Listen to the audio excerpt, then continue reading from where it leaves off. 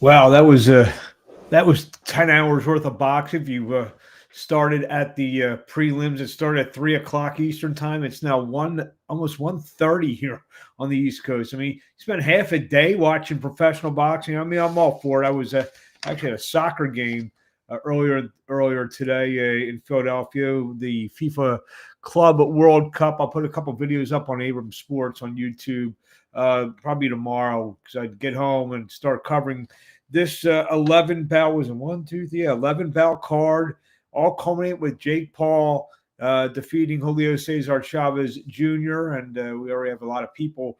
If you have any questions, wherever you're watching, put it on wherever you're watching. So just we will get to your questions and comments as long as we're here. But like I said, there was just 11 fights. And before I get in it, we got to get Ariel Helwani off boxing. Just he's great at MMA. He knows his stuff. He's talking about Darren Till. What's that going to do for Jake Paul? And KSI, what's that going to do for Jake Paul? Jake Paul said he wants to fight for world titles. Get Ariel Helwani off boxing broadcast, please. Guy, I mean, oh, he makes it annoying. But Jake Paul won a 10-round unanimous decision over Julio Cesar Chavez Jr. In the main event. Scores 99-91, 98-92, 97-93. Chavez just didn't do anything for 5, 6, 7 rounds. He did nothing. He threw 150 punches over 10 rounds. What the heck is going to happen there? I mean, we have a massive audience, by the way. Thank everyone for tuning in. If you have any questions on Twitter, on Facebook, on YouTube, or wherever you're watching, put them in the comments and we will answer all of them.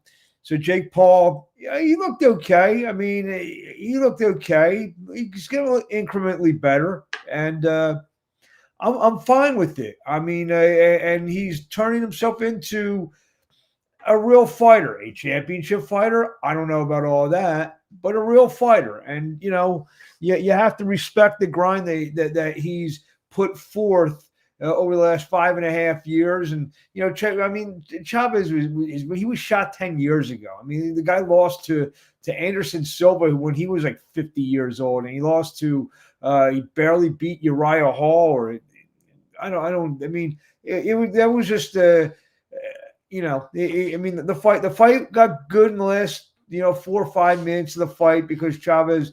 And the thing about Chavez, every time I see him, I always think like the senior's going to jump in there and smack the shit out of him for how crappy he looks. And even in his quote prime, he was quitting against Danny Jacobs, non-effort against Canelo. Some of the other antics, the failed drug test, all that other stuff. I don't need to see Julio Cesar Chavez. And we, like I said, we have a ton of people watching this. This is insane.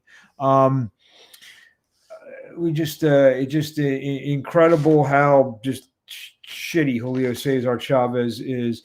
The co-feature saw Gilberto Zurdo Ramirez retain the WBA and WBO Cruiserweight Championships. That's the fight that's going to happen. Ramirez and Jake Paul is going to happen, I would say, within 2 or 3 fights. Because I don't think Jake Paul is going to fight Apataya. I can see a Badu Jack possibly getting in the mix, but I don't think it's going to be. I don't think it's going to be next. Ramirez won 115, 112 twice, and 117, 110. He looked okay tonight.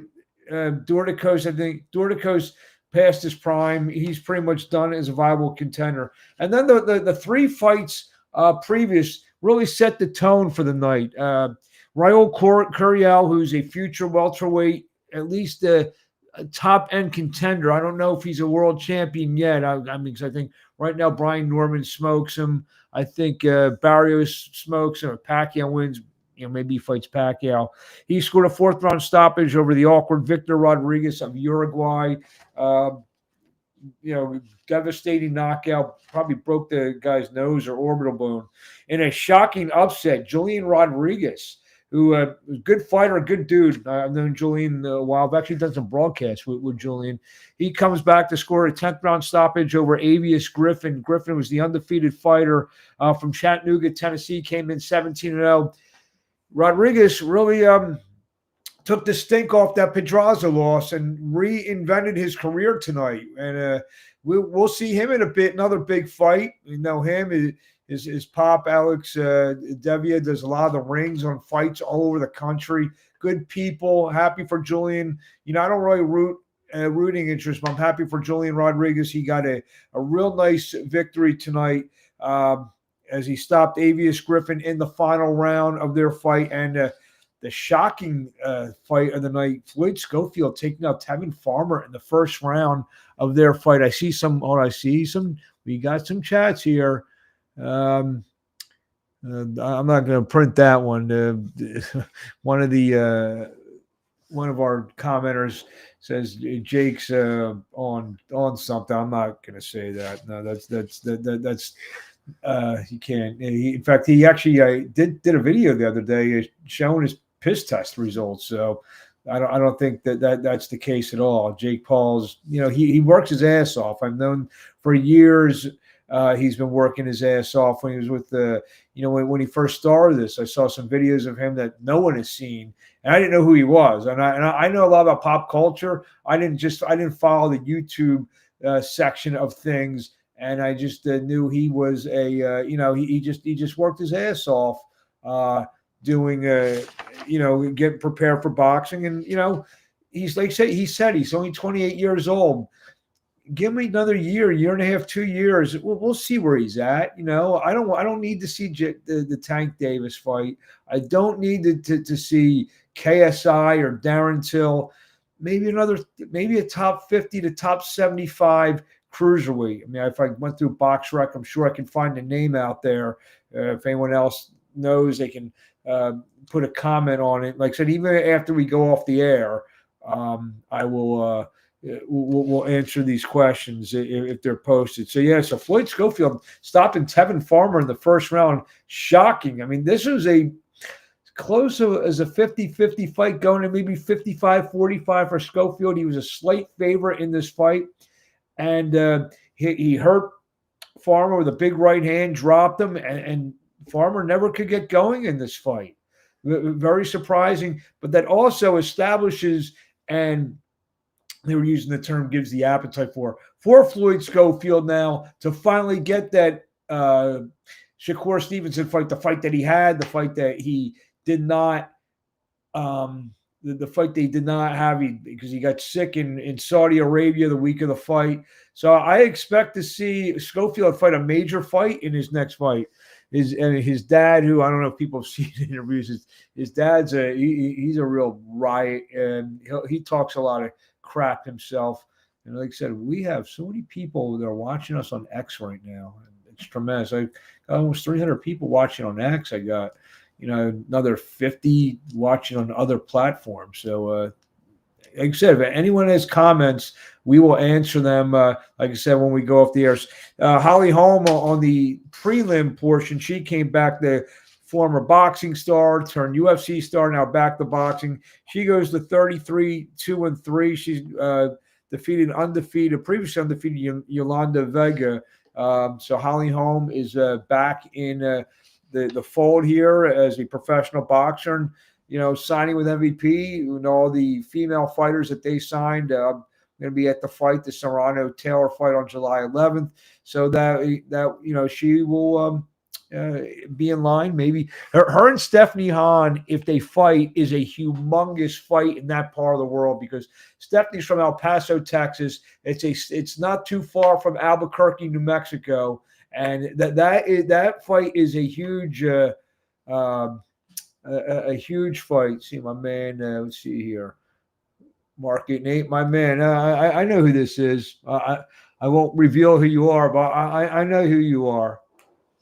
Good family friend there doing it. What was I going to say? What else? Joe Ariarte went the distance for the first time. Scores an 8-round decision over Kevin Johnson. Kevin Johnson's, he's one of those tough out kind of guys. He's 12-7. very good matchmaking there by the Golden Boy people because Iriarte was blowing everyone out. Got 8 good rounds in tonight with Kevin Johnson. Alexander Goucher wins a unanimous decision over Vincent Avina. Joshua Edwards scores a first-round knockout over Dominic Hardy. Edwards is the former Olympian signed by Golden Boy, the heavyweight.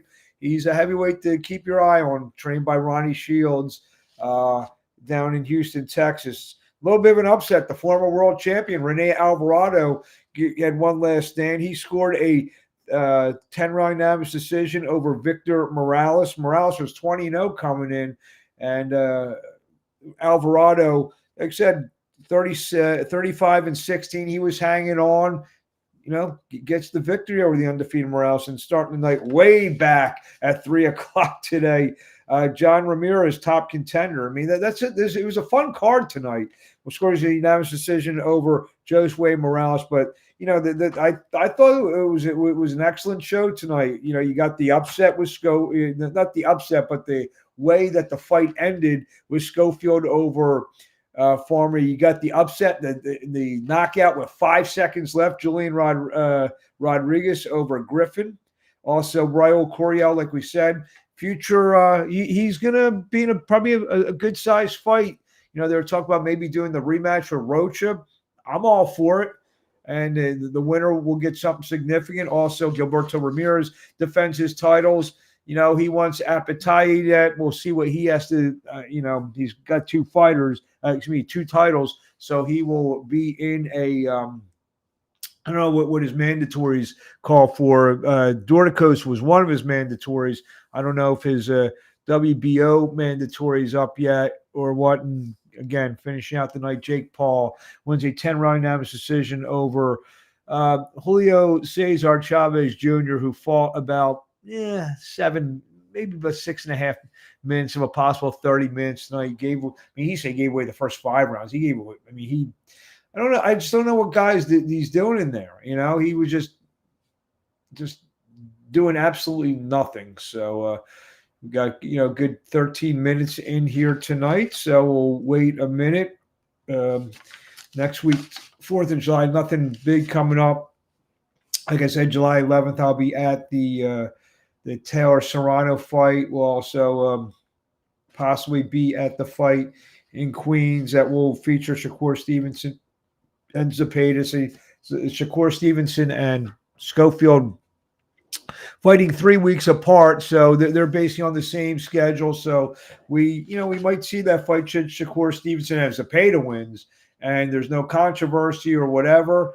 You'll definitely see Zepeda and Schofield because they're both promoted by Golden Boy. So that's a fight that will be made should Zepeda spring the major upset July 12th.